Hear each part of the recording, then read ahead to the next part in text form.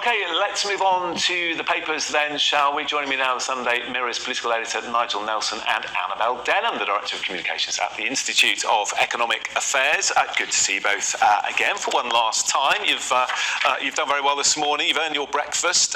Annabel, let's start with you, shall we? This story inside the Mail, it's something I touched on a bit earlier, actually. The border guard action flops, according to the Mail, as staff carry on working. We know the army have been drafted in, but we haven't seen the chaos and the long queues that many feared. No, exactly. I think a lot of people who were planning to go overseas this Christmas, when they heard that border guards would be going on strike, were worried that they were going to face lengthy delays coming through arrivals, and that hasn't been the case at all. Apparently, most passengers have been getting through in about 5 minutes, and you can really detect a hint of Schadenfreude in that Daily Mail headline. The strike impact has been thwarted because the majority of border guards went to work. Many of them simply couldn't afford not to. And according to this article, working the 8 strike days will be worth £500 on top of their salaries, or at least for some guards, because they get double their normal rate on bank holidays. So quite an incentive for many of them to go to work. But it also failed, as you say, Jonathan, because hundreds of military personnel were drafted in to provide cover. But this has now led the head of the PCS union to suggest that Number 10 could face litigation over the contingency measure, which he's claiming has left the borders open. So I think it's going to come at a cost to the government. There's going to be more to this story than perhaps initially meets the eye, not least the question of how sustainable these contingency measures will be. The government is going to have to pay a huge amount if these strikes do continue until May, as has been threatened. Yeah, as you were saying, Annabel, it's that story in the Telegraph union threat to sue as the military cover thwarts border strike. What are your thoughts on this now? And Nigel, do you think the unions will be disappointed that perhaps there hasn't been more chaos, or do you think that's not the point? No, I think they'd be very disappointed. And this threat of legal action by Mark Sawotka of the Public and Commercial Services Union is an example of that kind of anger.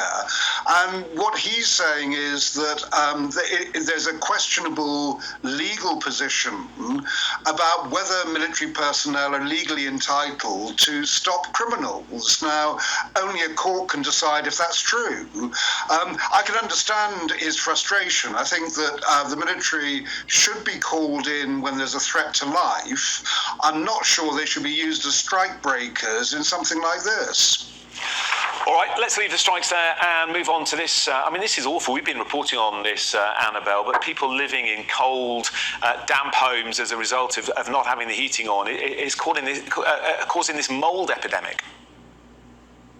You're right. It's absolutely dreadful. I think we've long been aware of the poor state of some housing in Britain, but perhaps the focus has mainly been on social housing, whereas here we have this story about black mould infestations in university rentals, and some students are taking to social media to broadcast the dire state of the accommodation that they're currently living in and the health problems that are associated with that. So stories here of chest infections. We know that black mold can cause asthma attacks and other long-term health effects. It is just absolutely awful. And of course, it's coming off the back of that terrible story of the death of that little boy, Awab Ishaq, who died after a prolonged exposure to mold. And I think people reading this story, are just going to wonder what is being done about this, fear that it's very little, and I think pressure is going to mount on the government to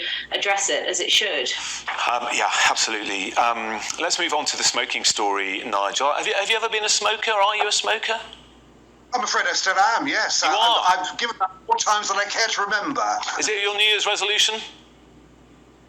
Not so far, but my only resolution for New Year is not to make resolutions because I know I can't keep them.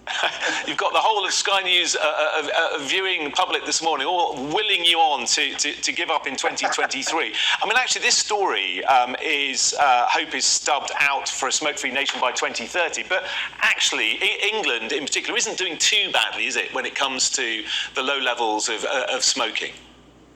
No, I mean, the percentage of the smoking population is now 13%, which is quite low. And there's some problems with younger people taking it up. But the target has been to be smoke-free by 2030. That doesn't mean totally smoke-free. It means reducing it down to 5%. The issue here is that the government will not raise the legal smoking age from 18. One of the proposals have been that it would rise by a year every year until you wouldn't have any smokers left. That would have meant that by 2030 the legal age would have been 25.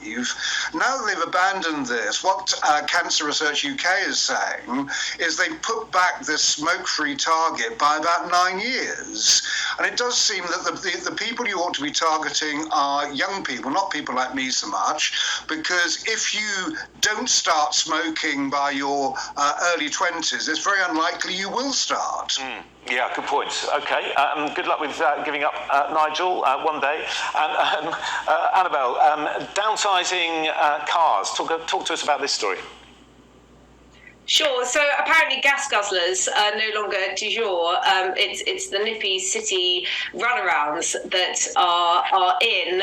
This is drivers of purchasing second-hand vehicles and moving towards smaller and more economical models. And it's quite an incredible change, really, in consumer habits in a short space of time that really underscores the impact of the cost of living crisis. Because last year, 8 and 10 of the fastest selling cars were SUVs, whereas this year 9 and 10 were smaller vehicles. And of course it's not just the price of fuel at the pump that's driving this, but hatchbacks are themselves cheaper than SUVs.